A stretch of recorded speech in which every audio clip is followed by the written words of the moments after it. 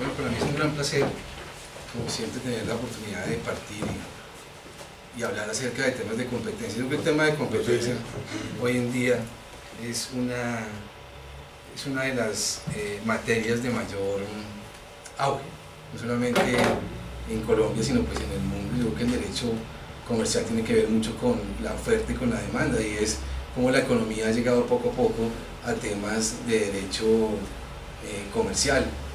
Entonces mi invitación para las personas siempre es cualquier tema que tengan en su despacho, no hay que dejar de ver desde el punto de vista económico, que es una herramienta hoy que existe en todos los aspectos. Entonces yo creo que de alguna manera el tema de la competencia ha venido a llenar unos vacíos que anteriormente estaban de alguna manera no tan completos, y son normas desde el 59, y que sin perjuicio de eso pues devienen de quien causa daño con culpa responsable. Entonces no se necesitaba una ley que dijera eso, porque nuestro Código Civil lo dice, y creo que es la mayor norma que nos permite mantener el derecho no tanto vigente sino antiguo, y es que siempre ha existido quien cause daño con culpa responsable, y sería como la única norma que deberíamos tener permanentemente presente en la cabeza. No se trata hoy de hablar del derecho de la competencia, de qué es el bienestar social, el excedente del consumidor, el excedente del productor, o qué es la concurrencia en materia de competencia, ya que son normas sustanciales que tienen que ver con el tema en particular. Y creo que hoy el señor Google permite que ustedes puedan ver alrededor de diferentes documentos y videos que hay la posibilidad de este tema, que es muy valioso. Hoy en día Google, Facebook y Apple y todas las plataformas están siendo investigadas por sus posiciones dominantes en el mercado, y ese va a ser el tema del futuro. Cómo es que lo digital hoy en día tiene el capitalismo de la información, el capitalismo de la vigilancia, y es como de alguna manera hoy todas esas plataformas tienen toda la información de nosotros, y para ello es absolutamente importante que el derecho de la competencia entre a regir esos temas particulares. Entonces todo este tema de derecho de los mercados muy importantes y muy actuales. Hoy, por ejemplo, se maneja mucho, o se está diciendo hoy en Colombia, hablando acerca de todos los herbicidas que pueden ser de alguna manera utilizados en Colombia.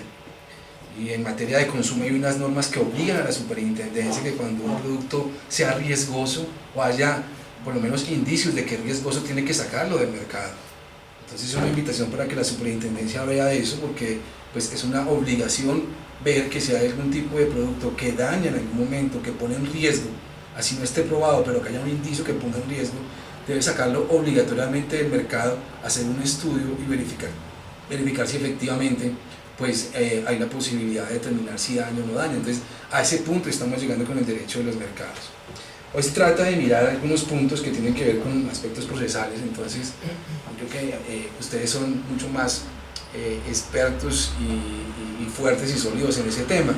Entonces yo no me voy a devolver mucho a temas de competencia, pero vamos a mirar algunas cosas que pueden ver desde el punto de vista procesal. Creo que la primera introducción es: en el derecho de la competencia hay dos grandes temas. El derecho antimonopolio, que es un derecho esencialmente administrativo, sus normas procesales son del CEPACA, y cuida básicamente pues intereses generales que tienen que ver con que exista un bienestar social, y básicamente lo que denominan el excedente del consumidor. Voy a hablar sustancialmente rápido de los temas. Cuando hablamos del excedente del consumidor, es que si yo tengo un billete de 5.000 y gasto y un precio está a 4.500, pues me sobran 500. El excedente del consumidor son esos 500 que me quedan. Entonces cuando la gente sube los precios o hay precios excesivos, ese excedente del consumidor ya no me quedan 500 pesos, sino que me quedan mucho más, porque si el precio subió a 4.900, lo que me queda finalmente son 100 pesos de excedente del consumidor. Ese es finalmente el bien tutelado en materia de antimonopolios, que lo que se cuida es que el dinero que se gaste, que alguien se gane mensualmente, alcance para comprar la mayor cantidad de bienes. Entonces, cuando los precios están muy altos, el salario mínimo legal vigente alcanza para menos, porque se puede gastar solamente con una compra, y hay compras de ese valor del salario mínimo. Entonces, lo que pasa con el derecho de monopolio, lo que cuida básicamente es eso, el excedente del consumidor, que es lo que me queda a mí después de haber comprado un producto con un billete que tenía o con mi salario mínimo. Entonces, lo que se cuida básicamente es eso. Cuando hablamos de competencia desleal, ya lo que se cuida es otra cosa diferente, son normas civiles que vienen de nuestro Código Civil. Algunos discuten si es una responsabilidad civil contractual, extracontractual, tema superado, pero pues bueno, todavía esa discusión. para algunos, de acuerdo a cómo el proceso los lleve, y es un tema donde pues rige las normas procesales civiles. Con esa diferencia, entonces, vamos a tratar algunos problemas que tienen que ver con competencia desleal, que son procesos bajo cuerdas civiles, donde se cuida básicamente la concurrencia de una empresa en mercado, entendido concurrencia gramaticalmente, que es la asistencia de una empresa en mercado. Asistencia es concurrir, es ir, es participar. Y ya el tema de competencia, de libre competencia o antimonopolio, lo que cuida es algo diferente, pero con esas dos diferencias sustanciales de bienes tutelados, ¿no? Y es que el tema de antimonopolio pues es un tema de derecho administrativo donde el régimen de responsabilidad pues no puede ser daño, culpa y nexo causal, porque en materia administrativa no se debate el daño, sino que se debate es el hecho ilícito frente a un bien tutelado. Por lo tanto el régimen de responsabilidad sería típico, antijurídico y culpable, aminorándolo del código de todo el régimen de responsabilidad penal, pero que digamos que tiene ese régimen de responsabilidad. Y en materia de competencia desleal pues el régimen de responsabilidad sería daño, culpa y nexo causal, si estamos en presencia de una responsabilidad subjetiva. Digamos que ese sería como un abrebocas para los aspectos procesales que vamos a ver. Es, resumiendo, en materia de antimonopolio pues el bien tutelado es el excedente del consumidor y las normas procesales son administrativas del CEPACA, y unas normas especiales que aparecen en el 2153 del 92, norma especial de competencia. Y en materia de competencia leal, el bien tutelado es eminentemente privado y finalmente lo que cuida es la asistencia de una empresa al mercado, y su régimen de responsabilidad es daño, culpa y nexo causal. Es imposible en Colombia poder decir que alguien es culpable sin un régimen de responsabilidad, y a los abogados se nos olvida mucho que dentro de una demanda debe estar establecido todo el régimen de responsabilidad, porque no estamos en presencia de un régimen de tipicidad donde solamente yo cumpliendo con la tipicidad de quien es responsable, porque eso sería solamente la tipicidad, sino que efectivamente hay que encontrar un régimen de responsabilidad que me permita a mí, a través de unas variables de responsabilidad, encontrar que efectivamente alguien es responsable. Y eso en materia de prácticas comerciales se ha olvidado mucho. Es que se dice solamente es que alguien es responsable porque está dentro de una tipicidad de un artículo, pero la tipicidad no es responsabilidad, la tipicidad es una variable de responsabilidad. Y se ha olvidado mucho, tal vez porque los abogados de competencia, pienso yo, desconocen mucho el régimen de responsabilidad, y hemos llegado a esos puntos, es que solamente con la tipicidad consideran que alguien es responsable, pero repito, la tipicidad solamente es una parte de la responsabilidad. Habiendo ya diferenciado los dos puntos, entremos a algunas problemáticas que yo he encontrado, que he pensado que existen en materia de competencia desleal y en materia de prácticas comerciales. Yo no vengo a hablar de cómo es todo el procedimiento de competencia desleal, sino algunas problemáticas que he encontrado en manera especial. Vamos con la primera. El primer problema que hemos encontrado, que se ha encontrado hoy en día, es una interpretación que tiene uno de los jueces de la República en materia de competencia desleal, y hablo de la Superintendencia de Industria y Comercio.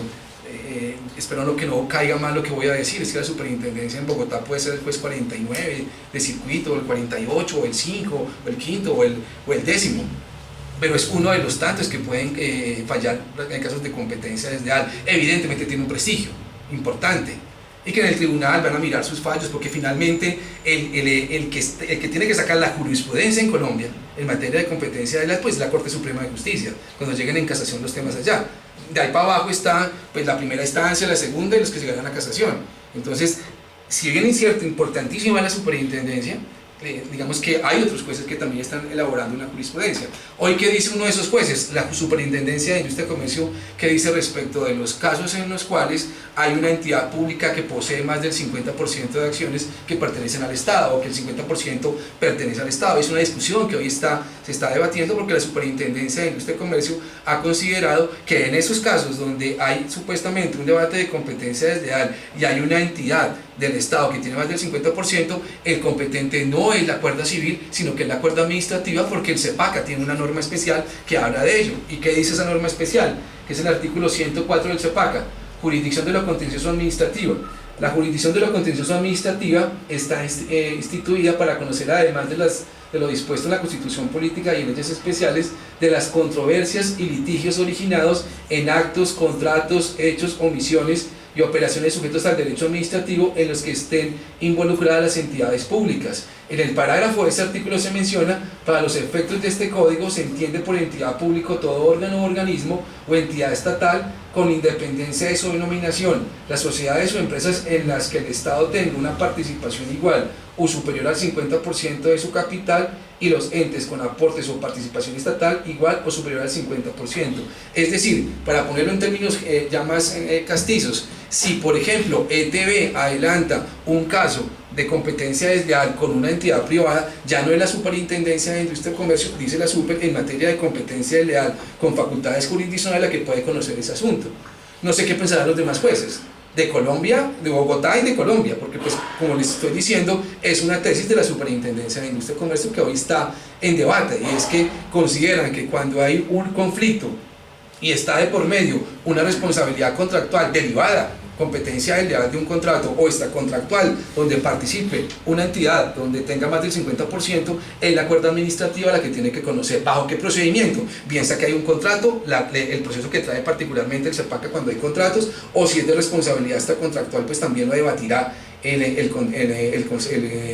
contencioso. Ya tendrá que mirarse si es el Tribunal de Cundinamarca, si es el Consejo de Estado, si es un juez administrativo, pero verdaderamente es una situación compleja porque pues como venía anteriormente pacíficamente el tema, es que quien conocía de todo esto era finalmente pues la Superintendencia de Industria y Comercio. Entonces estamos en presencia de un problema de competencia donde hoy la Super considera que este artículo de 104 del CEPACA está por encima de todas las normas, pues que anteriormente calificaban que en casos civiles era la cuerda civil la que conocía asuntos de competencia desleal, que era un asunto eminentemente civil, pero lo convirtió por foro de atracción o como una cuerda de atracción bajo la cuerda administrativa y deja de ser civil, repito, bajo la tesis de la Superintendencia. ¿Quién va a definir esto ahora? Pues lo definirá ya el Consejo de Estado en un conflicto de competencias a fin de determinar cuál es el procedimiento y cuál es el juez finalmente que va a conocer esto. ¿Cuál sería la tesis que tenemos al respecto? En materia de competencia desleal tenemos la 256. La 256 es una norma especial, comencemos por ahí. ¿Qué es una norma especial? Una norma especial viene y regula toda una materia. Y la ley 256, en el artículo 1, señala lo siguiente: al principio de ese artículo, sin perjuicio de otras formas de protección. Y a esa frase hay que darle algún tipo de significado, y es qué significado y qué concepto le vamos a dar a lo que significa sin perjuicio de otras formas de protección, porque la frase existe. Eso quiere decir que de alguna manera puede ocurrir que frente a un hecho particular se puedan iniciar diferentes clases de acciones en la medida que no exista pleito pendiente, porque eso sí me llevaría a una situación compleja respecto a los diferentes procesos que yo ponga. Voy a poner un ejemplo. Si en algún momento tengo un error en una compra, es decir, me engañan sobre una compra, yo tengo diferentes posibilidades. Una, acción de nulidad por vicio de consentimiento. Y es pedir la nulidad de alguna manera porque hay un vicio de consentimiento, pero puedo pedir la garantía del consumidor si es que está de por medio de un consumidor, o puedo pedir también un incumplimiento por mala fe al momento del engaño. Entonces tengo tres posibilidades o tres pretensiones. Puedo decir incumplimiento de contrato porque efectivamente hubo alguna situación donde no me están cumpliendo con lo prometido. Dos, no es que me estén incumpliendo con lo prometido, sino que me engañaron con un vicio al momento de yo contratar, hay un vicio del consentimiento. O puedo pedir la efectividad de la garantía por error en la información. Y son procesos diferentes, pretensiones diferentes, en las cuales se puede determinar cuál es la vía procesal que le conviene al demandante en ese instante, de acuerdo a la jurisprudencia que lleve en ese instante los jueces, porque es que hoy en día no hay que olvidar el derecho de los jueces. El derecho de los jueces es verificar dónde estudió ese juez, cuál fue su profesor, cuál fue el libro que estudió, y muy seguramente vamos a identificar al juez con la jurisprudencia que él ha emitido en ese caso. Y eso me puede decir ese juez cómo está pensando, particularmente ese juez, que es lo que muy seguramente se hace en los tribunales arbitrales cuando hay tres árbitros y se determina cada uno de los árbitros qué es lo que ha fallado y cómo lo está fallando. Es el estudio que hace el abogado responsable, no de la ley sustancial ni de la ley procesal, es el estudio de los jueces, que básicamente es el 80% del caso. Dentro de eso, entonces, este primer artículo que habla sin perjuicio de otras formas de protección. ¿Qué significa eso? Es que hay otras formas de protección, y si bien es cierto, el artículo 104 del CEPACA existe, habrá que ver si también convive esa posibilidad de debate frente al 104 en el contencioso, si también otra forma de protección es que yo también pueda debatirlo en la cuerda civil bajo el esquema de competencia desleal y las acciones de competencia desleal, y no solamente bajo las acciones administrativas. Es decir, que hay una posibilidad para el demandante de escoger la cuerda que efectivamente quiere, si es una cuerda bajo el 104 del CEPACA o es una cuerda bajo el Código General del Proceso, bajo todas las normas sustanciales y procesales que aparecen en la Ley 256. Pero un poco más allá, en el ámbito subjetivo de aplicación de la Ley 256 dice que se aplica a cualquier comerciante, se aplica tanto a los comerciantes como a cualquier participante del mercado. Donde el legislador diferenció, el intérprete tiene que diferenciar. Y es diferente comerciante a participante. ¿Qué es participante? Para determinar qué es participante, pues hay que ir al Código Civil, donde dice que las palabras que están en la ley se deben entender como han sido definidas en la ley, o como están definidas en la ciencia y arte, o como están definidas gramaticalmente, con esa escala, digamos que de interpretación. O está definida en la ley, o como dice la ciencia y arte. En la ciencia y arte, ¿qué se ha dicho de participante? ¿O quién participa dentro del mercado? Lógicamente los comerciantes, pero hay que excluirlos de la definición porque ya están definidos, y el Estado es un participante del mercado también, y lo dice cualquier libro de microeconomía. Y yo sí recomiendo que dentro de las normas, un abogado que se dedica al derecho de la competencia, bien sea de competencia leal o de prácticas comerciales, debe tener en su bibliografía una microeconomía y un libro de marketing, porque eso le va a definir las palabras que están en los tipos de competencia, bien sea competencia leal o prácticas. Es decir, es importantísimo determinar e irse a una bibliografía que le permita de alguna manera entender las palabras técnicas de la economía: oferta, demanda. Que la acepción de demanda no solamente es una acepción procesalista de presentar un escrito que tiene unas pretensiones. La demanda también es económica y tiene que ver con la persona que compra o que necesita un producto. Entonces vean que son conceptos completamente diferentes y que son importantes que un abogado actual esté presente en el siglo XXI con toda esa parte económica. Es que un abogado sin economía es un abogado cojo. Y si uno sigue como a traer una teoría de por qué la super también puede ser competente: una, porque es sin perjuicio de otra forma de protección; dos, porque es un participante del mercado. Pero veamos ahora qué dice la norma también del Código General del Proceso. Y es que dice que los jueces civiles de circuito, en el artículo 20, numeral tercero, que son competentes para conocer de los casos de competencia desleal sin perjuicio de las funciones jurisdiccionales atribuidas a otras autoridades administrativas. Entonces ahí se asigna específicamente a los jueces de circuito. Habrá que ver que solamente para cuando son privados y no cuando tienen una participación del 50% del Estado, porque esa puede ser una interpretación. Entonces esa interpretación, que puede ser válida, decir, es que cuando el Código General del Proceso menciona que los de competencia desleal solamente hacen referencia a los privados, porque el 104 del CEPAC está por encima, porque fue posterior, norma posterior. Sin embargo, norma posterior no deroga norma especial. Ahora, si es así esa interpretación, que puede llegarse a eso, habría que decir entonces cómo puedo llenar ese vacío o esa deficiencia del código. Y lo que menciona el Código General del Proceso es que se llena con normas que regulen casos análogos. Habrá que ver si esa norma aplica cuando se habla de competencia funcional, que digamos que no es tan fuerte. Pero miremos qué dice el código en algunas partes, que nos puede llevar a dilucidar y a encontrar una teoría que nos permita por lo menos una razón de ser en lo que estamos diciendo. Es el artículo 17, cuando habla de la competencia de los poderes civiles municipales, menciona en el numeral primero, que para cuando es competente: de los procesos contenciosos de mínima cuantía, incluso los originados en relaciones de naturaleza agraria, salvo los que correspondan a la justicia contenciosa administrativa. Entonces comenzamos a ver una mecánica del Código General del Proceso cuando comienza a excluir algunas situaciones en particular y dice un salvo, y genera la competencia civil, pero cuando uno es competente respecto a estos procesos, salvo cuando le corresponde a la jurisdicción contenciosa administrativa. Un ejemplo de cómo es que deja salvo la jurisdicción y excluye la civil. En el artículo 18 encontramos también otra forma, donde vuelve a repetir la misma fórmula el Código General del Proceso, que conoce los municipales de los procesos contenciosos de menor cuantía, incluso los originados en relaciones de naturaleza agraria, salvo los que correspondan a la justicia contenciosa administrativa. Y en el inciso siguiente dice: también conocerán de los procesos contenciosos de menor cuantía de responsabilidad médica de cualquier naturaleza y origen, sin consideración a las partes, cuando, salvo los que correspondan a la jurisdicción contenciosa administrativa. Y si vamos al artículo 20, numeral primero, cuando habla de los, que es el mismo artículo que contiene el supuesto de competencia desleal. Entonces ya entramos dentro del mismo artículo, y ahí en ese numeral 1 dice: de los contenciosos de mayor cuantía, incluso los originados en relaciones de naturaleza agraria, salvo los que correspondan a la jurisdicción contenciosa administrativa. Y el numeral 7, que dice: de las acciones populares y de grupo, no atribuidas a la jurisdicción de lo contencioso administrativo. Es decir, el código, para mí, cuando quiso excluir la jurisdicción civil de la posibilidad de que fueran conocidos algunos casos por la contencioso administrativo, efectivamente lo dijo.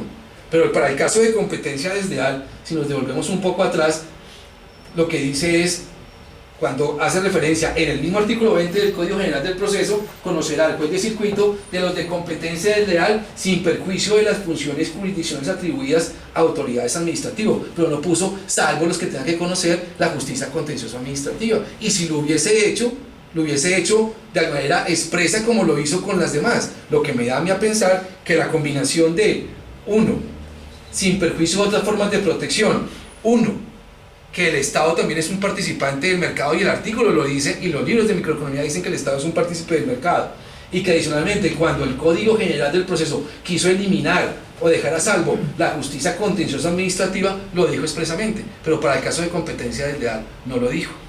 Habrá que ver cuál es la tesis particular de la superintendencia en el punto. Yo he leído algunos fallos que han dicho, pero pues yo creo que el tema finalmente lo van a debatir en el Consejo de Estado, pero repito, es un juez de Colombia que está diciendo eso, porque la superintendencia en estos casos es un juez adicional de los que existen en el resto del país, que son los de circuito que conocen casos de competencia desleal.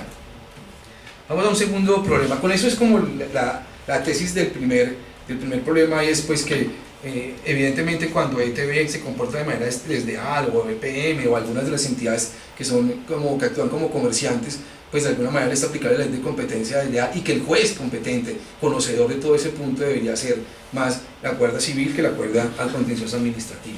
Vamos al segundo problema, y es deviene de los actos de engaño. Y los problemas que queremos tratar, o que quiero tratar, es el de acumulación de procesos dentro de las demandas de actos de engaño. Y acá viene el siguiente problema. El artículo 11 de la 256 trata o define qué es un acto de engaño, y dice: se considera desleal toda conducta que tenga por objeto como efecto inducir al público a error sobre la actividad, las prestaciones mercantiles y los establecimientos ajenos. Lógicamente, este supuesto de engaño es cuando digamos que existe un comerciante o existe un participante del mercado que considera que ese acto afecta la concurrencia o la asistencia de otra persona al mercado o del propio autor. Es decir, lo que cuida es la concurrencia de alguien al mercado. Sin embargo, si uno ve el artículo 23 de la ley 1480 de 2011, que son normas de consumidor, dice lo siguiente, un artículo en particular. Dice: información mínima y responsabilidad. Los proveedores y productores deberán suministrar a los consumidores información clara, veraz, suficiente, oportuna, verificable, comprensible, precisa e idónea sobre los productos que ofrezcan. Eso quiere decir que no puede causar error, o no puede dar una información que sea engañosa frente al público. Entonces tenemos en Colombia dos supuestos que castigan el error dentro del derecho de los mercados, sin perjuicio del error como vicio de consentimiento, que es otro supuesto en particular donde se castiga el error desde el punto de vista sustancial. El punto sería es que la primera norma, que es la 256, artículo 11, protege la concurrencia de alguien al mercado, y el segundo, que es el de la ley de protección al consumidor, protege al consumidor. Son dos normas que cuidan bienes tutelados diferentes. Pero ¿qué puede ocurrir? Es que ocurrirá siempre, es más, que si alguien demanda por competencia desleal por error, porque en un producto le pusieron algo que no era cierto, y el competidor quiere que su competidor no sea ventajoso frente al público diciendo algo que no es cierto, eso quiere decir que también hay otro afectado, y es el consumidor que va a comprar ese producto, o que de alguna manera considera que va a ser afectado por ese producto. Entonces son dos personas afectadas, y tendríamos que ver si es posible acumular esas dos acciones en un mismo proceso. Además, con un punto, es que cuando ya hablamos de la Superintendencia de Industria y Comercio, es que tenemos a una misma delegatura que tiene facultades jurisdiccionales para conocer asuntos de competencia desleal y asuntos de consumo, que no se ha hecho hasta el momento. Y la problemática sería determinar si en un proceso yo puedo acumular como pretensión la ley 256, y también puedo acumular una demanda de consumo, que eso sería una cosa supremamente importante. Y es porque el consumidor también llegaría a buscar su perjuicio, que es independiente del perjuicio del competidor. ¿A eso qué tendríamos entonces respecto a eso? Entonces, ya lo que ustedes conocen, y es cuando procede la acumulación de procesos declarativos, y es cuando las pretensiones formuladas habrán podido acumularse en la misma demanda. Entonces, siempre y cuando, repito, la teoría es, o el problema jurídico que estoy planteando es, si se pueden acumular la demanda de engaño de competencia desleal con la demanda de engaño de consumidor, con todo lo que traería eso para un demandante o para una estrategia dentro de un caso. Y no solamente decirle al cliente, podemos demandar por acá y vamos a tener dos demandantes contra esta persona, una protegiendo al mercado desde el punto de vista de competencia desleal y otra protegiendo desde el punto de vista del consumidor, y si eso procesalmente es posible. En cuanto a eso, entonces, verificar si se puede la acumulación de pretensiones, que cuando se puede, cuando se cumplan todos estos requisitos, que el juez sea competente para conocer de todas sin tener en cuenta cuantía, que las pretensiones no se excluyan entre sí y que puedan tramitarse bajo un mismo procedimiento. Ahora vamos a ver si efectivamente estas se cumplen, y pues se pueden demandar, se pueden acumular varias, acumular varias pretensiones de varios demandantes, siempre y cuando provengan de la misma causa, el engaño, provengan del mismo objeto, y cuando se hallen entre sí en relación de dependencia, o cuando deban servirse de las mismas pruebas, y es uno de esos casos cuando pueden ser varios demandantes. Veamos qué pasa en materia de competencia desleal y de consumidor, a ver si son acumulables esas dos demandas en un solo procedimiento. Y ahí tenemos, la Superintendencia de Industria y Comercio es competente para conocer jurisdiccionalmente de derechos de consumidores y de competencia desleal, mismo juez. 2. Aparece en el decreto 4886 de 2011 las funciones del superintendente delegado para asuntos jurisdiccionales. En el numeral 3, decidir la admisión y reclamación que se presenten y adelantar de acuerdo con el procedimiento legalmente aplicable en único primera instancia según corresponde de acuerdo con la cuantía el trámite de los procesos que deben iniciarse en ejercicio de facultades jurisdiccionales de protección al consumidor. Es decir, el delegado es competente para conocer los asuntos jurisdiccionales del consumidor. Y en el numeral 5 dice decidir sobre la admisión de las demandas que en competencia desleal se presenten. El numeral 8 dice proferir sentencia. Es decir, vamos en el mismo juez. Ahora vamos con el artículo 58 de la ley 1480 de 2011, y es el procedimiento en materia de consumidor.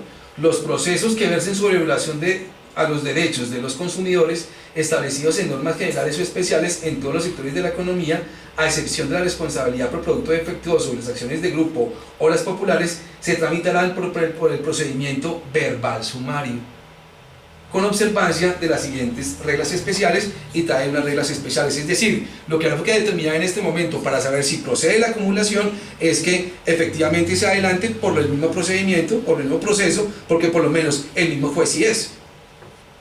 Y ahí encontramos lo siguiente. El artículo 390 del Código General del Proceso dice: asuntos que comprende cuando es un verbal sumario. Se tramitarán por el procedimiento verbal sumario los asuntos contenciosos de mínima cuantía. Pero ¿qué dice el parágrafo tercero? Los procesos que versen sobre violación a los derechos de los consumidores establecidos en normas generales o especiales, con excepción de las acciones populares y de grupo, se tramitarán por el proceso verbal o por el proceso verbal sumario según la cuantía. En ese sentido, que encontramos las normas de consumo determinan que el procedimiento de consumidor puede ser en dos posibilidades: si es verbal sumario o es un verbal sumario si es de menor cuantía, un verbal normal pues sería un procedimiento de mayor cuantía. Y el procedimiento de competencia desleal es un proceso verbal, no es un verbal sumario. Eso quiere decir que la acumulación que estoy planteando procedería solamente en aquellos casos donde exista un caso de competencia desleal y exista un caso de consumidor de mayor cuantía. ¿Por qué? Porque es el mismo juez que será la superintendencia, y adicionalmente son pretensiones que se podrán acumular en una misma demanda porque puede ser el mismo procedimiento. Eso quiere decir que cabe la posibilidad de abrir el debate si efectivamente se pueden acumular el proceso de competencia desleal y el proceso de consumo por engaño, siempre y cuando el proceso de consumo sea de mayor cuantía. Porque eso permitiría que fuera ya no un verbal sumario, sino un verbal, con un punto adicional o con un punto particular. Y es que cuando hablamos de acumulación de procesos declarativos, la acumulación de procesos no solamente procede por la solicitud de parte, que ahí viene lo bonito. Y es que cuando la superintendencia vea que de alguna manera hay un proceso de consumidor en su delegatura por engaño y es la misma causa y el mismo objeto de competencia desleal, habrá que ver si es una norma imperativa para que el juez acumule, porque tiene en su mismo despacho dos causas en dos procesos que pueden ser acumulables y que no los ha querido acumular. Y eso quiere decir, para los abogados litigantes, es que cuando vayan a litigar a la super por engaño, es muy fácil también pedir una mayor cantidad de fortaleza probatoria o de fortaleza procesal, y es que no solamente puede demandar a aquel competidor que está siendo defraudado por su otro competidor en virtud del engaño y del error que está presentando en el público, sino que el consumidor también puede ir también puede ir, y que no solamente es que el litigante lo pueda hacer, sino que la Superintendencia de Industria y Comercio en su delegatura comienza a estudiar si efectivamente está obligada a acumular esos procesos cuando es por engaño.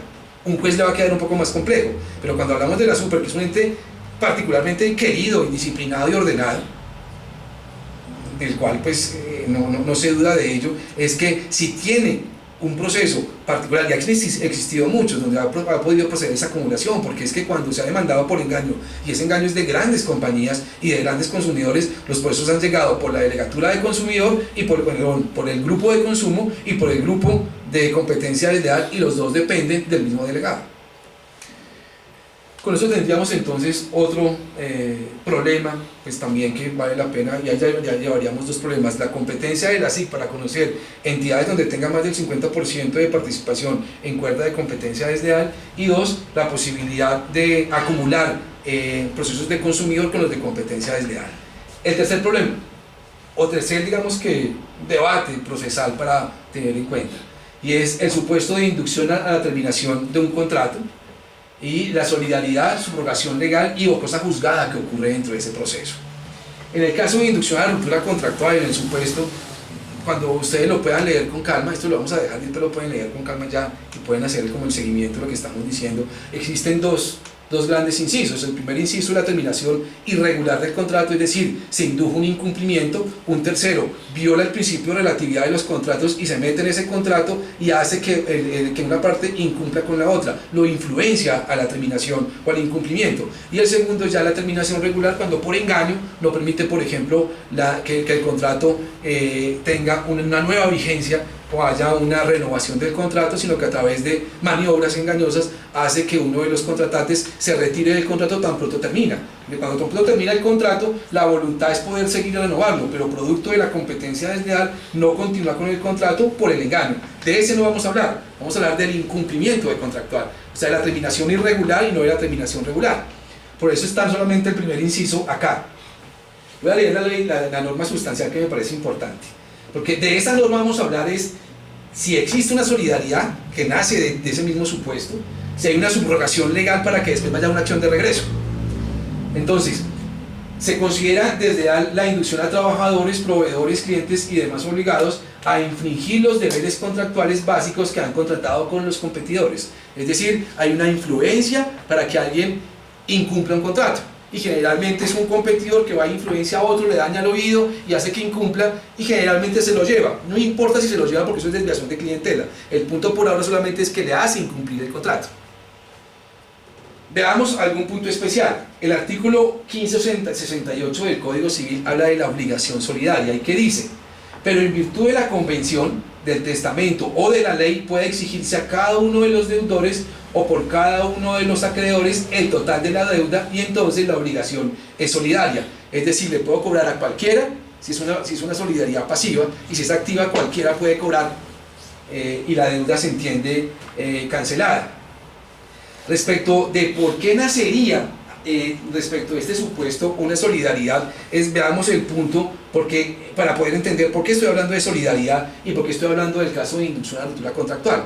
Es que en el caso de la inducción a la ruptura contractual, el demandante, a quien le causan el perjuicio con el incumplimiento contractual, puede demandar al incumplido directamente dentro del contrato como una responsabilidad contractual, o puede demandar a quien adelantó la influencia del contrato, pero no puede demandar a los dos por el mismo daño, porque se le va a recibir el daño dos veces, y si se lo paga uno de los dos, el otro queda libre. Lo que pasa es que estamos en presencia de una solidaridad bastante rara, y es en la cual hay una solidaridad que viene para una parte del contrato, que es que lo demando por el incumplimiento contractual, y para otra desde el punto de vista extracontractual, porque hubo un tercero que se metió en una relación contractual. Pero finalmente puedo demandar a cualquiera de los dos, y con que cualquiera de los dos me cumpla con pagarme los daños, ya el otro queda liberado de pagarme. Por eso es que hay una solidaridad en virtud de la ley. Y digamos que si no queda tan claro, digamos que el doctor Fernando Inestrosa es querido en unos escenarios, en otros no es tan querido. Para mí es muy querido. Y lo traigo a colación. No está de más advertir que de la previsión normativa de solidaridad entre varios coautores del hecho dañino, artículo 2344, surge la eventualidad de solidaridad pasiva entre el contratante incumplido y el tercero responsable. Es decir, esté equivocado o no, él dice eso, que es en lo que nos estamos basando, es que hay una solidaridad entre quienes, entre el que incumplió el contrato y entre el tercero, que lo que hizo fue que ese tercero incumpliera ese contrato. Y si uno ve en la teoría de las obligaciones, puede existir que un tercero se meta en un contrato y este tercero es responsable por el incumplimiento. Eso no deviene de la ley 256, deviene de la teoría de obligaciones desde 2344, que en causa daño con culpa es responsable desde el punto de vista extracontractual. Entonces, más para hacer la prueba ácida, que es lo que llaman los contadores, es devolvámonos y hagamos la prueba, es si alguno de los dos paga la deuda, el otro queda liberado. Eso se llama solidaridad, no se llama obligación divisible ni responsabilidad extracontractual solamente, sino que de por medio hay una responsabilidad extracontractual y una responsabilidad contractual que si cualquiera de las dos lo cumple, queda liberado. Y eso es lo que dice el supuesto de la ley 17, del artículo 17 de la 256. Ahora, pasemos a la problemática, es que puede ocurrir. Miremos el 2344 del Código Civil para que nos quede más claro. Si de un delito o culpa ha sido cometido por dos o más personas, cada una de ellas será solidariamente responsable, desde el punto de vista contractual. Entonces, acá viene el nacimiento sustancial para hablar de la solidaridad del artículo 17, es que puede demandarse al incumplido dentro del contrato o al que influenció el incumplimiento, pero repito, porque cualquiera de los dos pague, ya se ve liberado de la obligación del otro. Ahora viene un punto de solidaridad que aparece en la ley 256 también, que es importante mencionar, porque es que la ley 256 tiene una solidaridad que a veces no es tan fácil de encontrar. Cuando habla de la legitimación por pasiva, ¿a quién se puede demandar? Se puede demandar a cualquier persona cuya conducta haya contribuido a la realización del acto de competencia desleal. Cualquier persona que haya contribuido, es decir, si yo tengo una cantidad de personas, puedo demandar solamente una porque contribuyó al acto de competencia desleal y esa me tiene que pagar la totalidad de la deuda y después tendrá su acción de regreso. Es decir, la ley de competencia desleal tiene una solidaridad incluida en la legitimación por pasiva cuando dice que se puede demandar a cualquiera que haya contribuido, pero en el caso de inducción a la ruptura contractual este artículo no aplica, porque si la persona influenció, no fue que contribuyó al acto de competencia desleal, sino que él lo hizo, y si el que incumplió fue el que incumplió en los desleal, él lo que hizo fue incumplir. Entonces la solidaridad que viene del artículo 17 no viene porque el artículo 22 diga que hay una solidaridad porque son excluyentes las dos conductas, o la persona incumplió y él es responsable de ese incumplimiento, o un tercero que lo influenció y el responsable fue el que lo influenció y no este que resultó engañado o que resultó timado. Ahora bien, cuando iniciamos el caso de competencia desleal basado en el artículo 17, es decir, en la inducción a la ruptura contractual que tenemos, y es que se demanda a alguien que no hace parte del contrato, es decir, se demanda por responsabilidad extracontractual. Yo no voy a demandar la responsabilidad contractual de alguien que no hace parte del contrato porque el contrato le paga a las partes, y hay principio de relatividad de los contratos y ese tercero no es parte del contrato. Entonces tengo que alegar responsabilidad extracontractual. Y cuando yo aplico responsabilidad extracontractual, el demandado, que es el que supuestamente influenció, tiene la posibilidad de muchas excepciones, pero dos en particular, y es hecho de tercero. ¿Quién es? El incumplido fue él fue el que incumplió, yo no hice nada, y si lo hice dentro del derecho, hecho de tercero, porque el tercero no está dentro del proceso, por eso es tercero, el proceso. O puede decirlo algo diferente, culpa de la víctima, que ¿qué significa? El que incumplió fue usted demandante fue el que incumplió, no fue el que usted está diciendo que incumplió. Entonces tiene dos excepciones particulares, una, hecho de tercero, que es el hecho del incumplido, o tiene culpa de la víctima y es que el demandante fue el que incumplió. Ahora, ¿qué pasa con eso? Y es, cualquiera de las dos que vaya a triunfar o ninguna de las dos, es que pasa dentro del proceso. ¿Hay cosa juzgada? Lógicamente que hay cosa juzgada entre los que participaban dentro del proceso, pero los que no participaron no. Eso quiere decir que si el incumplido dentro del contrato no participó porque el demandante solamente citó al que supuestamente influenció, el que incumplió no está dentro del proceso, y dentro del proceso se va a fallar su incumplimiento. Lo que pasa es que la sentencia no lo va a tocar a él porque finalmente nunca fue vinculado. Entonces a él no lo puede tocar, va a tocar al que influenció. Y en ese momento entonces diríamos que no hay cosa juzgada, es decir, no se ha juzgado si efectivamente hubo un incumplimiento. Lo que se juzgó es que había una influencia, un incumplimiento. Y miren lo raro, es sin haber participado el incumplido se va a juzgar que incumplió, pero ahí no está participando, pero por la solidaridad que existe dentro de la ley se va a decir que el que influenció es el responsable, pero no hay cosa juzgada porque todavía no se ha dicho que incumplió. Si no hay cosa juzgada, eso quiere decir que la parte vencida, que es supuestamente el que influenció, si pagó la totalidad del daño, se subroga legalmente en lo que supuestamente él cree que el incumplido era el que debía pagarle a la parte que le incumplió. Y en ese momento hablamos del artículo 1666 del Código Civil. La subrogación es la transmisión de los derechos del acreedor a un tercero que le paga. Y así el acreedor no quiera, dice lo siguiente en 1668, se efectúa la subrogación por el Ministerio de la Ley, aún en contra de la voluntad del acreedor. Entonces, al que le incumplieron recibe el pago del que supuestamente influenció el incumplimiento, pero el que le influenció el incumplimiento puede decir, yo creo que es un hecho de un tercero, y a mí ya me dijeron en este proceso que el hecho del tercero no era válido, pero no es cosa juzgada porque el incumplido no está en el proceso. Yo voy y demando en acción de regreso porque me apropio de los derechos del acreedor porque ya le pagué, y voy a discutir que efectivamente el que incumplió fue él y yo nunca lo influencié, porque es que el que incumplió no es bobo. Porque el que incumplió tiene un deber de diligencia, un deber de sagacidad. ¿Y cómo así que lo influencia? ¿Y este quién es? Para dejarse influenciar. Es un profesional del mercado, es un profesional del negocio. Si es que efectivamente es un profesional, porque puede ser un trabajador, pero si un suministrador de materia prima es un comerciante.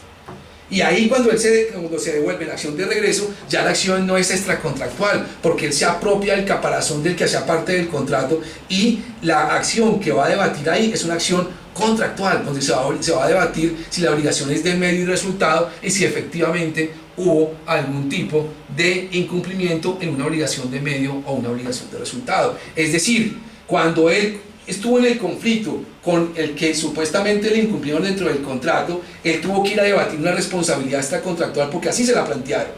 Y él propuso excepciones de fondo como hecho de tercero, el del incumplido, o hecho de la víctima, es que el que incumplió fue usted. Y ahora, él pierde en ese caso y va y dice, un momentico, entonces yo me tengo que ir en acción de regreso porque si usted incumplió fue culpa suya y ahí me tocó ir a pagar su incumplimiento allá. Y puede ocurrir, voy a poner un ejemplo. Hay contratos en los cuales, o hay situaciones en las cuales, antes de terminar un contrato, la persona comienza a buscar a dónde es que se va a pasar, porque quiere continuar dentro del mercado, pero quiere buscar otro proveedor diferente. Y de pronto ahí busca un proveedor y le puede llegar a mentir, le puede llegar a decir, yo ya terminé el contrato con el otro, que lo termino por justa causa, o lo termino de determinada manera y quiero contratar con usted, y los dos contratos quedan en la mitad. Y eso es una prueba para decir que lo influenció porque lo influenció a alguien en la medida que no permitió que terminara el anterior contrato. Y todo es culpa, no de ninguno de los dos, sino que hubo alguien que mintió en la mitad, y es que no le dijo toda la verdad en el deber de información y carga de sagacidad y claridad en las precontractuales, y no le dijo eso al nuevo contratante. Y en esa medida el que influencia no es responsable, pero no fue tan diligente. Y la diligencia del buen hombre de negocios es diferente a la diligencia del buen padre de familia. Y no alcanzó a decirle, y no alcanzó a ver el contrato, ni pidió el contrato escrito, y no lo revisó. Y claro que es culpable, con una culpa más leve, pero es culpable por no haber mirado, no haber tenido la diligencia. Pero en el fondo le mintió la persona que se quiso cambiar de suministrador, y en ese momento tiene la acción de regreso para decirle, usted me mintió, somos los dos responsables. Habrá que ver si en ese caso, cómo quedaría el esquema procesal. Uno, responsabilidad civil contractual porque yo me subrogo en la posición de uno de los contratantes, y va por legitimación activa por subrogación legal, que va a pelear el incumplimiento de obligaciones de medio y resultado, que va a buscar inexistencia, ahí no le van a decir que hay cosa juzgada porque en el proceso donde él participó no estaba el que esté mandado acá, entonces no hay cosa juzgada. Efectivamente hay una sentencia que dice que él influenció, pero no puede en este momento alegar excepción de fondo el que está citando a este proceso contractual porque esa persona no hacía parte del otro proceso, por lo tanto no hay identidad de partes, no hay cosa juzgada. Entonces vean cómo es el derecho de difícil, o este supuesto. Ya hubo un debate, ya me dijeron que yo fui quien influencié, pero todavía tengo acción de regreso frente al contratante para decir yo no influencié, y vuelvo a abrir el debate porque no hay cosa juzgada, en la medida que esa parte que está participando en este proceso no hacía parte en el proceso original, y toda la responsabilidad cambió. La primera fue responsabilidad extracontractual y la segunda va a ser un caso de responsabilidad contractual que deviene de la subrogación y deviene de haber tenido en cabeza de él una subrogación de unos derechos que antes no eran de él. Ahora, Todo esto nos lleva a una situación muy compleja, y es que porque esto debería resolverse de otra manera, es que en un mismo proceso se debata si es que hubo un incumplimiento y si es que hubo una influencia, porque con esto vamos a tener dos casos donde se va a debatir por un lado si hubo influencia y por otro lado si hubo incumplimiento. Y lo malo de esto es que en el primer caso, donde se va a debatir si hubo influencia, el juez tiene que decidir si hay incumplimiento sin la participación del incumplido. Sin la participación del incumplido se va a decir que hay incumplimiento, sino con la participación del que supuestamente influenció. Entonces, veamos un punto en particular, porque este punto también hay que debatirlo, y es: litis consorte necesario existe cuando haya que resolverse de manera uniforme para todos. Pero en este caso no se puede resolver de manera uniforme, porque si los dos hacen parte de la parte del extremo pasivo, no pueden decir que los dos incumplieron porque uno influenció y el otro supuestamente incumplió. Entonces no puede ser litis consorte necesario. Hablamos del cuasi necesario, y es que el cuasi necesario depende que exista una determinada relación sustancial, y acá no existe una relación sustancial tampoco.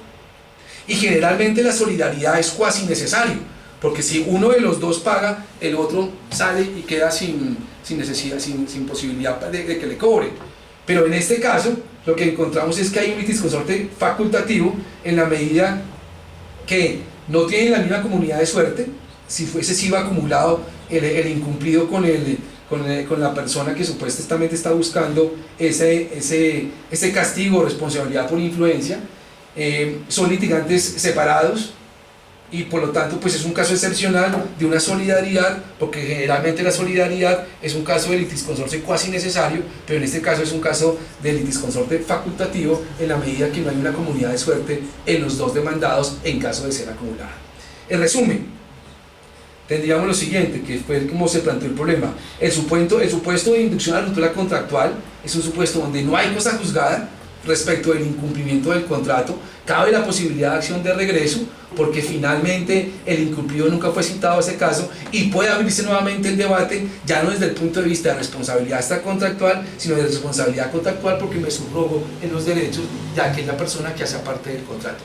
Todo por haberme metido desde el principio en un contrato del cual yo no era parte, pero que intenté influenciar para que se terminara. Y todo deviene del artículo 2344, que es el que habla de la responsabilidad solidaria respecto de algunas deudas en particular. Vamos al cuarto. Hasta el momento hemos planteado tres problemas. El primero, de la competencia de la SIC, cuando uno de los demandados tiene más del 50%. Hablamos del supuesto de engaño en cuanto a la posibilidad de acumulación con procesos de consumidor, y hablamos también ya de la inducción a la ruptura contractual como un caso de no cosa juzgada, y donde puede haber una subrogación y puede abrirse el debate en un caso nuevamente a debatirse todo, porque se va a debatir si hubo cumplimiento o incumplimiento, y eso supuestamente fue debatido en el primer caso, pero sin cosa juzgada. Vamos al cuarto problema, que también deviene del caso de un supuesto de competencia desleal, y es: hay un supuesto de competencia desleal que se denomina los actos de exclusividad. ¿Cuál es el problema de la tesis que se va a plantear? Que existe un litis consorte necesario en el supuesto de deslealtad por cláusulas de exclusividad y una falta de competencia de la SIC para declarar nulidad de la cláusula. Voy a explicar este supuesto. Este supuesto es el artículo 19 de la ley 256 del 96. ¿Qué ocurre? Ese supuesto de la 256 señala que las cláusulas de exclusividad en los contratos de suministro son desleales cuando se pretenda con ella crear unas barreras de entrada al mercado, es decir, para traerlos en materia de competencia y de prácticas comerciales, porque es un supuesto más de prácticas que de competencia desleal, pero lo metieron. En el mundo eso no está en ninguna de las leyes de competencia desleal, pero en Colombia la metieron en nuestra ley 256, y no se está criticando que esté mal o bien, porque si tiene una mala fe entraría, así no estuviese, porque entraría por la prohibición general. Pero digamos explicando cuando dentro de un contrato aparece una cláusula de exclusividad y uno de los contratantes tiene posición dominante de mercado. Es decir, si algún día, por ejemplo, a Bianca o a Vaya, que tienen posición dominante en una ruta o en unos mercados, ponen una cláusula de exclusividad, y esa cláusula de exclusividad pues lo que hace es impedir que otros competidores puedan entrar al mercado porque no tienen quien se los distribuya. Ese es el supuesto, y ese es como el ejemplo que daría. Una cláusula de exclusividad es ilegal si lo que genera es un abuso de la posición dominante, o si es adelantada por alguien que tiene posición dominante. En eso se resume ese supuesto.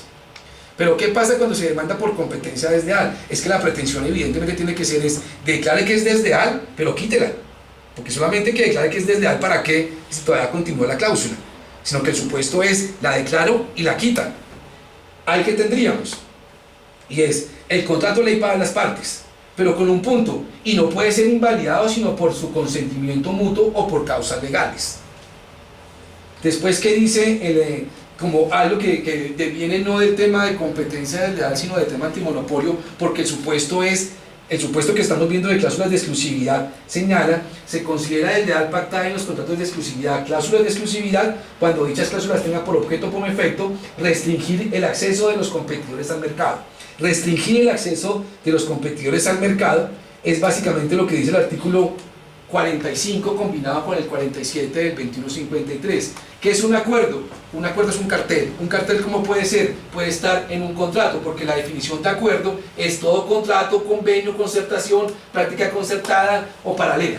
Es decir, un contrato es una forma de acuerdo, un contrato es un vehículo a través del cual puede viajar un cartel. Un cartel puede estar estructurado en un contrato.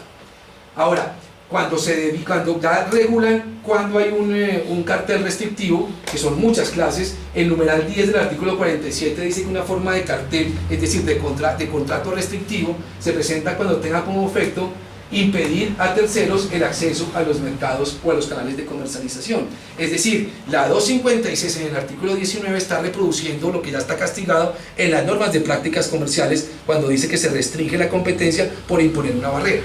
Y también está castigado como un abuso de la posición dominante. ¿Qué puede pasar? Es que el que tenga posición dominante impone la cláusula. Y la impone, y el numeral sexto de ese artículo 50 menciona que es abuso de la posición dominante de mercado, obstruir o impedir a terceros el acceso a los mercados y canales de comercialización. Cuando ocurre eso, es decir, cuando el comportamiento es restrictivo de la competencia porque impone una barrera bajo las luces del 2153, menciona el artículo 46 de ese decreto que son de objeto ilícito. Y objeto ilícito dentro de las normas civiles es nulidad absoluta. Y ahí viene algo en particular, y es que según el artículo 16 del Código Civil, que es el poder dispositivo de las partes, se puede disponer de todo siempre y cuando no vaya en contra del orden público y de las buenas costumbres. Y eso ya viene en algo en particular, y es la competencia de la superintendencia es, dentro del caso, determinar si hay una deslealtad. El punto de esto, finalmente, es que cuando declare la deslealtad de la cláusula, tiene que quitarla dentro del mercado. Y cuando la quita dentro del mercado es porque va contra el orden público. Pero más allá de eso, es que si considera que es desleal, la cláusula tuvo que haber llamado comunitis consorte necesario a quien está dentro de esa cláusula, porque solamente está demandado el contrato como tal, el que impuso la cláusula de exclusividad. Es decir, si yo demando a Bavaria, tengo que demandar a Bavaria y al distribuidor, porque dentro del contrato, cuando haya sentencia, van a decir que la cláusula es ilegal y van a quitarla, y va a tener una consecuencia uniforme para mucha gente que puede no haber participado dentro del proceso. ¿Eso qué quiere decir? Que cuando hablamos del artículo 19 de la 256, ahí sí hay un litis consorte necesario, porque estamos hablando de la ilegalidad de un contrato, es decir, de la ilegalidad de una cláusula dentro de un contrato, y ahí es importante y necesario llamar a las dos partes del contrato. Y hasta ahí no habrá ningún tipo de problema. Digamos que no hay ningún problema, o por lo menos es una tesis, es que cuando el contrato de exclusividad va a ser debatido, hay que llamar no solamente al que impuso la cláusula, sino a quien le fue impuesta, porque a él finalmente es al que va a tocar también eliminar esa cláusula dentro de ese contrato, existiendo una sentencia que toca a dos partes, por lo tanto hay un litis consorte necesario. Pero más allá de eso, ya otro problema adicional es determinar si la Superintendencia de Industria y Comercio es competente para eso. Es decir, dentro de la pretensión muy seguramente va a ser que se declare que el contrato existe. Uno, que se declare que ese contrato tiene una cláusula de exclusividad que impone una barrera. Pero la tercera pretensión tiene que decir y que se elimine la cláusula dentro del contrato. Habría que ver, porque el problema de darle facultades jurisdiccionales a una entidad administrativa es que tiene una talanquera y tiene una barrera, y es que solamente tiene facultades de manera precisa. Y de manera precisa significa solamente para decir que efectivamente declare la competencia desleal. Pero ¿cómo hacemos para que la superintendencia tenga la posibilidad de tener facultades para decir quite la cláusula, porque solamente lo puede decir por una causal, y es que afecta el orden público? Eso quiere decir que el debate se centraría en determinar si la Superintendencia de Industria y Comercio tiene facultades para declarar la nulidad de la cláusula por ir en contra del orden público, siendo que el artículo 116 de la Constitución Política, cuando le da facultades, se las da solamente de manera precisa para declarar actos de competencia desleal o para ser competente dentro de la ley 256. Sin embargo, hay un supuesto donde puede declarar la competencia desleal, pero el debate sería si ese juez puede efectivamente declarar la nulidad de la cláusula, porque sus facultades van solamente hasta cierto punto, pero nunca le dieron que declare la nulidad de cláusulas dentro de un contrato. Y habrá que ver si efectivamente se puede o no se puede, porque puede ser juez no natural para ese tipo de pretensión. Ahora, uno cómo puede de pronto, de alguna manera, llegar a buscar una solución para la superintendencia. Es que dentro del artículo 20, el numeral 1, cuando habla de acción declarativa, dice lo siguiente: el afectado por actos de competencia desleal tendrá acción para que se declare judicialmente la ilegalidad de los actos realizados y en consecuencia se le ordene al infractor remover los efectos producidos por dichos actos. Hay que ver si cuando dice remover los efectos de dicho acto significa declarar la nulidad.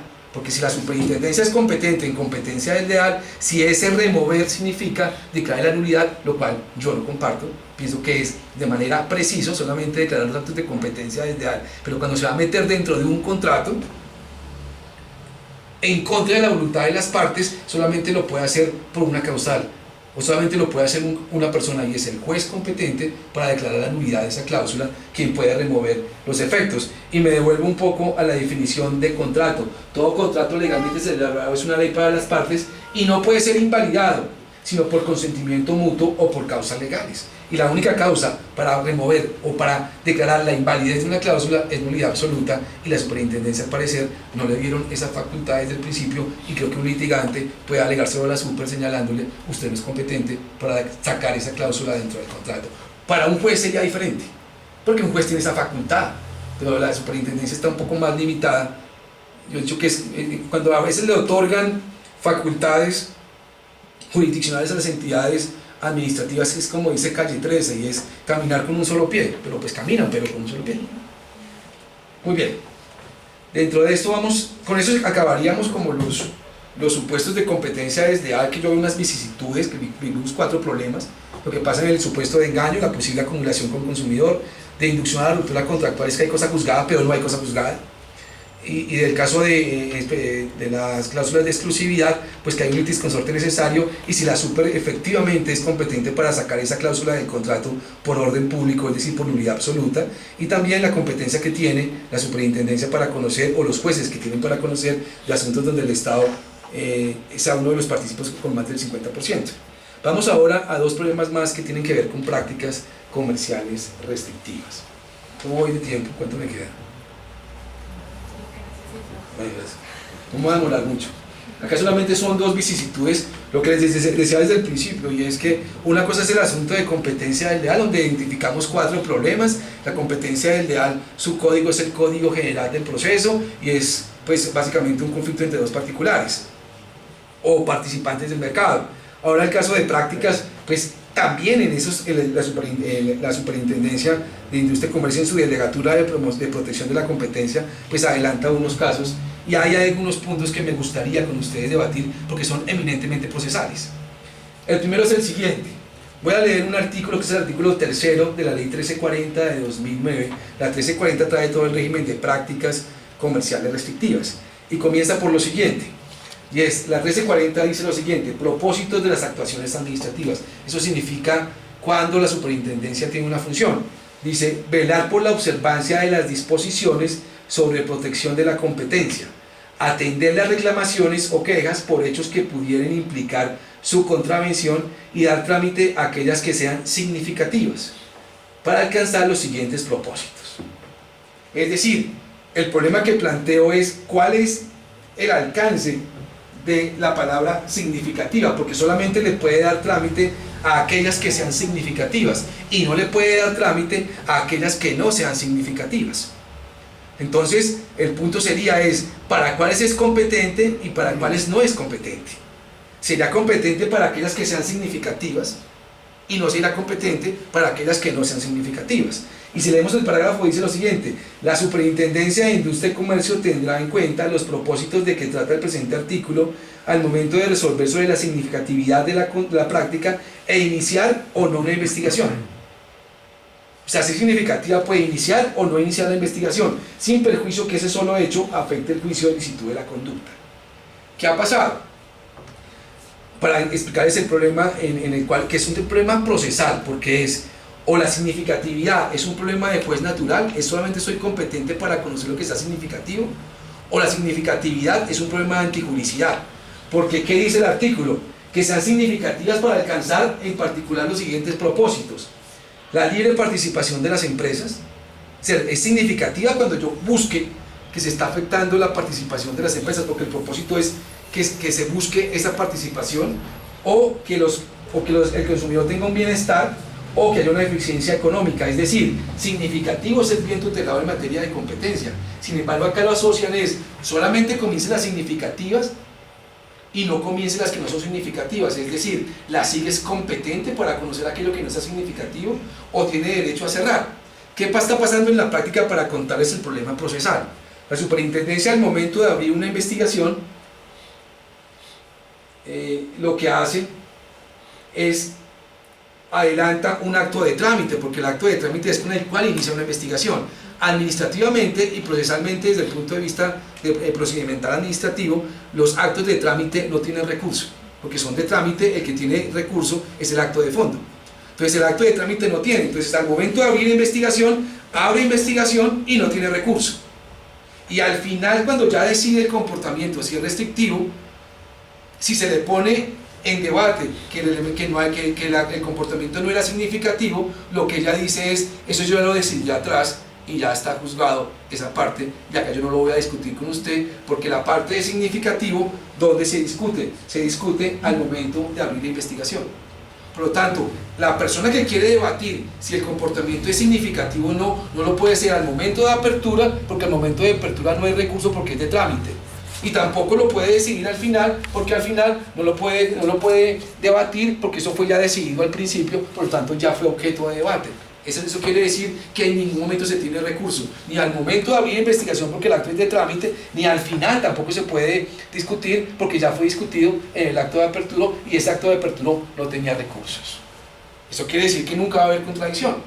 Y eso nos lleva a un punto procesal, pero administrativo, que es importante tener en cuenta, y es: cuando hay un acto de trámite, es verdad, no tiene recursos, sin embargo, el acto de fondo, si se señalan que el elemento significativo ya se fue resuelto en el acto de trámite, pero los actos de fondo, sean discrecionales o reglados, siempre van a tener un recurso. Eso quiere decir que al momento de apertura no es que sea un acto de trámite porque está decidiendo de fondo si es significativo o no, o mejor, para darle orden, al final, cuando va a decidir toda la investigación, tiene que decidir lo siguiente, y es un esquema de responsabilidad completamente diferente. Tiene que decidir al momento final de su investigación si el comportamiento es típico, es decir, si es un cartel, si es un abuso, si es un acto o si es una ayuda estatal. Si es antijurídico, ¿qué es antijurídico? Que sea significativo, es decir, que afecte la libertad de entrada de las empresas al mercado, que afecte la escogencia del consumidor o que afecte la eficiencia de una economía. Y por último, que sea culpable, es decir, con la diligencia del buen hombre de negocios. Pero no puede quedar que el elemento significativo se ha decidido en el momento de apertura, que diga que es de trámite, que no tenga recursos, y que al momento de decidir diga que no va a debatir que sea significativo porque ya lo definió en un acto de trámite.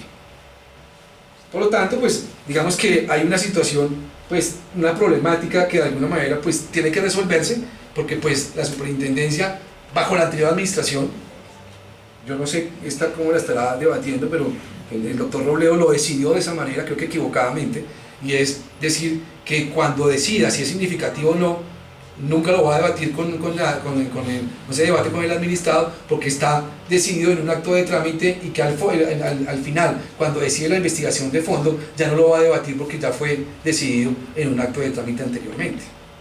Muy bien, vamos a un segundo problema, y es el último problema que planteo, y este es de doble naturaleza, porque es desde el punto de vista administrativo, pero tiene un impacto muy importante en materia digamos que de derecho civil y de procesal civil, porque yo pienso que en adelante el camino que va a coger el derecho de la competencia más que denunciar en la Superintendencia de Industria y Comercio, va a ser un camino de responsabilidad civil extracontractual donde se debatan daños, porque en la Superintendencia solamente impone una sanción y cuando a un cliente lo quiebran, el cliente no quiere una sanción que va al presupuesto público para los dule, sino que quiere es efectivamente que le devuelvan a su caja, a su contabilidad, una plata que él perdió. Y veamos en qué consiste toda esta teoría. Hay un artículo que es el artículo 36 de la ley 640. Ese artículo es particular porque dice lo siguiente, y es, voy a explicarlo y lo leemos ahora, y es cómo dentro de la cuerda administrativa, es decir, dentro de un trámite administrativo, puede existir una audiencia de conciliación de intereses privados. Repito, cómo dentro de la cuerda administrativa que se va a debatir una investigación administrativa, hay una audiencia de conciliación para debatir intereses privados. Mire lo que dice el artículo. En los casos de competencia desleal y prácticas comerciales restrictivas, iniciadas a petición de parte, que se adelante ante la Superintendencia de Industria y Comercio, existirá audiencia de conciliación de los intereses particulares que puedan verse afectados. Eso quiere decir que la Super, cuando inicia una investigación de cartel, que es una investigación administrativa, tiene que citar una audiencia de conciliación. ¿De qué? De intereses privados, donde yo puedo ir a conciliar el interés privado. Y si lo concilio, en todo caso la Super sigue su investigación, pero es un momento en el cual se pueden conciliar intereses privados. Rarísimo que dentro de una cuerda administrativa de vía gubernativa existe una audiencia de conciliación de intereses privados donde los privados puedan decir, venga, arreglemos el daño que usted me cometió, y que pueda existir ahí una conciliación y efectivamente cosa juzgada, porque la conciliación tiene esa consecuencia, ¿no? Entonces tendríamos ahí un punto particular para hablar de este artículo, y es que ese artículo, que es el artículo del año 2001, lo que quería generar, porque eso es de la época de Emilio Archila, y se planteó en el despacho de Emilio Archila en ese instante, es que lo que se quería era darle un impulso al derecho de la competencia para explicarle al público que el tema de competencia no era administrativo, sino que era eminentemente también desde el punto de vista civil, porque si se podían conciliar intereses particulares, eso quiere decir que era transable, que era arbitral, y que adicionalmente no solamente era arbitral, que no era un trámite solamente de la Super, que se podía debatir desde la cuerda privada. Pero nadie lo entendió y nadie lo ha entendido, porque no existe el primer caso en Colombia de responsabilidad civil extracontractual que devenga de un cartel. Hay acciones populares y de grupo que no se han fallado ninguna, pero cuando quieran a una persona, cuando sale del mercado, él tiene un caso y es quien causa daño con culpa, es responsable, es un caso de responsabilidad civil extracontractual. La Super, con todo el respeto, se está demorando 3 años para abrir investigaciones, después de que uno denuncia, o para decirle que no. Entonces uno, desde el punto de vista de derecho económico, está haciendo que la gente no vaya a la Super, porque después de 3 años, ¿para qué? Para la apertura de investigación por ahora. Y finalmente la Super va a imponer una sanción que no va al erario del que resultó perjudicado. Lo que verdaderamente se tiene que buscar es que el perjudicado por un comportamiento de cartel o abuso inicie un trámite procesal en la cuerda civil, donde le van a pagar a él los perjuicios. Bajo una acción popular del grupo, no, porque la popular no es indemnizatoria, a no ser que exista la entidad no culpable que protege ese derecho colectivo. O de grupo buscando unos 20 personas que resultamos quebrados, que tampoco nunca los va a encontrar, no sé qué sean consumidores afectados. Pero el comerciante que resulta afectado por unos precios predatorios, por ejemplo cuando pasó lo del cemento que crearon a Cementos Tequendama, la acción era una acción de responsabilidad civil extracontractual, en vez de ir a que le pusieran una sanción en la Super por cartelización. Porque la sanción va al erario público, repito, pero la acción de responsabilidad civil extracontractual. Y lo que se hizo con este artículo en el 2001 fue explicarle a los abogados que este artículo estaba generando era la apertura para entender que desde el 2001, que no fue un debate posterior que si era arbitral o no arbitral, eso fue en el 2012, que comenzaron a ver si el árbitro era competente o no. Era fácil decir que sí. Es que el mismo artículo dice que las prácticas comerciales conllevan a daño a los particulares y que se podía conciliar, y se podía conciliar es que yo podía ir directamente al juez a buscar ese daño y esa indemnización en perjuicio. Y acá vamos en algo particular, y es, pues, adicionalmente el requisito de procedibilidad que yo ya veo saldado en la audiencia de conciliación que hace la Super. Es decir, la Super abre una investigación desde el punto de vista administrativo, cita a terceros. El artículo dice que solamente va a haber audiencia de conciliación cuando es por una denuncia. Pero si hay un tercero que levanta la mano en el término de traslado que da la super para que terceros participen, esos terceros también son citados a la audiencia de conciliación. Es decir, en el aviso que publican las partes, los investigados en periódico, tienen que decir que va a haber una audiencia de conciliación posterior para esos terceros que sean reconocidos. ¿Y cuándo es reconocido un tercero? Un tercero es reconocido cuando efectivamente sufre prueba que puede llegar a sufrir un perjuicio como consecuencia de ese comportamiento del que está siendo investigado. Y si es tercero dentro de la investigación, esa persona puede de alguna manera participar en la audiencia de conciliación, y si no concilia, ya lo que hizo por lo menos es que agotó el requisito de procedibilidad y va directamente a buscar su acción de responsabilidad civil extracontractual. Es decir, yo no sé si el artículo 33 fue entendido por los abogados o no, o si no fue entendido es que es desconocido, pero en la superintendencia, cuando hay una investigación de cartelización o de abuso de la posición dominante, hay una audiencia de conciliación de intereses privados donde pueden ser invitados todos los terceros interesados, no solamente el denunciante. Y ese tercero interesado va y debate si efectivamente puede haber, pone su fórmula de conciliación, y si no hay fórmula de conciliación, tranquilo, perfecto, no hubo, pero agotó el requisito de procedibilidad y se va a buscar, no en acción de grupo ni en acción popular, porque esas no requieren agotar principio de procedibilidad, sino que efectivamente este mecanismo se hizo para que se entendiese que frente a este tipo de comportamientos ilícitos, lo que genera finalmente la posibilidad de iniciar una acción de responsabilidad extracontractual en contra de los que se cartelizaron o en contra de aquellos que abusaron de su posición dominante y no buscaron una acción de grupo. Con este sería como el tercer problema que tendríamos sobre, el segundo problema que habría dentro del tema que tenemos como planteado para hoy. ¿Sí?